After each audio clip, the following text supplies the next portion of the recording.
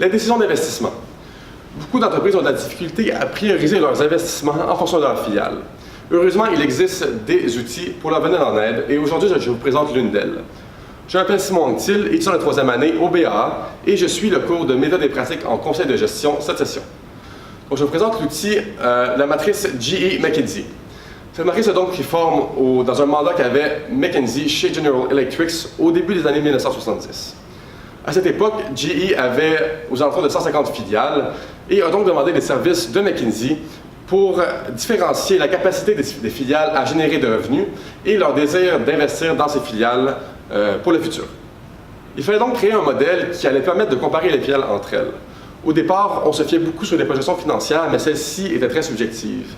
On a donc décidé de se concentrer sur deux axes, soit l'attrait de l'industrie et la force compétitive de la filiale, afin de comparer les filiales entre elles de façon plus objective. La solution de la matrice est que toutes ces différences peuvent être résumées sur ces axes essentiels. Et je vais donc vous présenter les éléments de cette matrice, ainsi que comment analyser les résultats qu'on a conclus.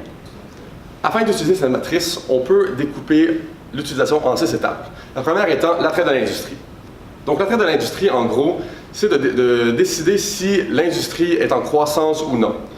Pour faire cela, on compile une liste de facteurs qui aident à déterminer les attraits de l'industrie. Une fois que les facteurs sont déterminés, on peut assigner des poids à chacun d'eux, comme chacun a un impact différent par rapport à l'idée générale. Une fois que les facteurs sont déterminés, on peut aussi noter chacun des facteurs sur l'échelle de 1 à 10 pour chacune des filiales. Donc, en gros, à la fin, on va se retrouver avec un résultat final qui va nous permettre de bien positionner la filiale par rapport à l'axe. C'est un peu le même principe qu'on a pour la force compétitive. Donc, les facteurs vont changer. Pour l'attrait de l'industrie, on se concentrait plutôt par rapport à la croissance long terme de l'industrie, par rapport à sa profitabilité, alors qu'au niveau de la force compétitive, on se concentre plutôt par rapport à la part de marché de la filiale au sein de l'industrie et la force de son avantage compétitif par rapport aux autres. Donc, encore une fois, on va assigner des poids à chacun des facteurs et on va les noter d'une échelle de 1 à 10 pour avoir un résultat final qu'on va pouvoir utiliser pour positionner la filiale sur la matrice qu'on retrouve ici à la 3e étape. Donc, une fois qu'on va les avoir positionnés sur la matrice, on va identifier les filiales d'un cercle qui est d'une grosseur proportionnelle à ses revenus relatifs au sein de l'entreprise en général. Donc, une fois qu'on a les deux coordonnées, on peut placer la filiale sur la matrice qu'on voit ici. Si elle se retrouve dans le coin supérieur gauche, donc à ce moment-là, on peut analyser l'information comme quoi que c'est une filiale dans laquelle il faut investir. Donc, c'est une filiale qui maximise le rendement potentiel de l'investissement et c'est donc une priorité d'investir dans cette filiale-là. Par la suite, elle se retrouve dans la partie du milieu ici. Donc, cette partie-là s'appelle la partie de sélectivité. Donc, c'est des filiales où le futur est plus incertain et où on peut investir, mais s'il reste de l'argent, il faut bien sélectionner les filiales dans lesquelles on investit. Finalement, la partie en bas à droite ici, c'est la partie qui s'appelle désinvestir ou récolter. Donc, ces filiales sont avec un faible potentiel et désinvestir en vendant l'entreprise, par exemple, ça peut être une solution qui permet de mieux prioriser vers les investissements rentables. Par contre, on peut investir dans cette section-là pour les filiales pour lesquelles les opérations sont encore rentables. Donc à ce moment-là, ces filiales vont devenir un peu comme les vaches à lait dans la matrice BCG.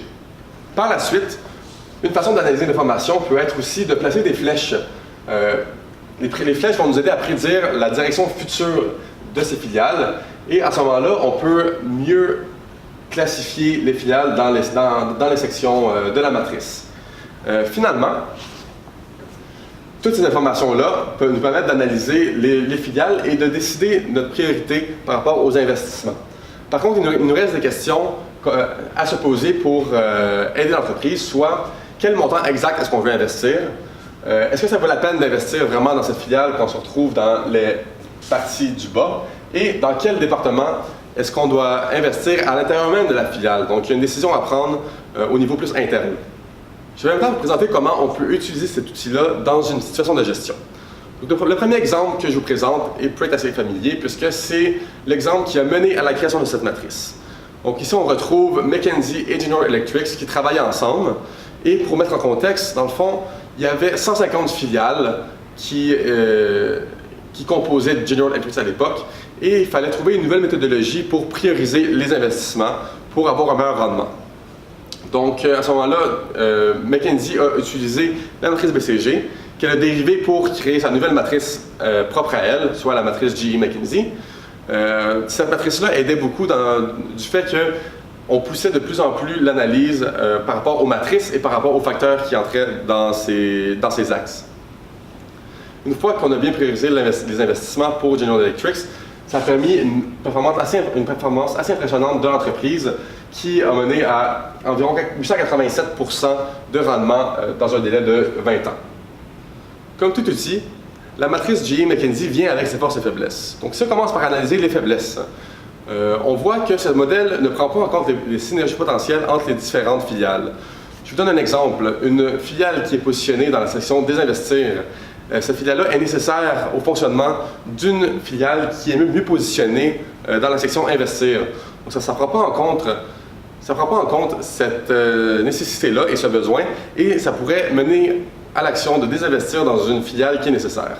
Par la suite, lorsqu'on assigne des poids aux différents facteurs pour déterminer l'attrait de l'industrie et la force compétitive, donc c'est des poids qui peuvent être assez subjectifs et qui peuvent légèrement fausser les données de l'analyse des différentes filiales. Finalement, le modèle donne pas d'indication par rapport au montant exact d'investissement et où investir à l'intérieur des filiales, comme j'ai mentionné dans la dernière étape du mode d'emploi.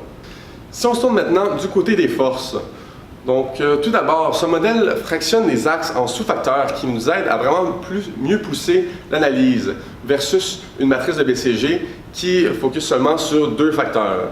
Par la suite, ça aide à prioriser l'allocation des ressources qui sont limitées au sein des entreprises.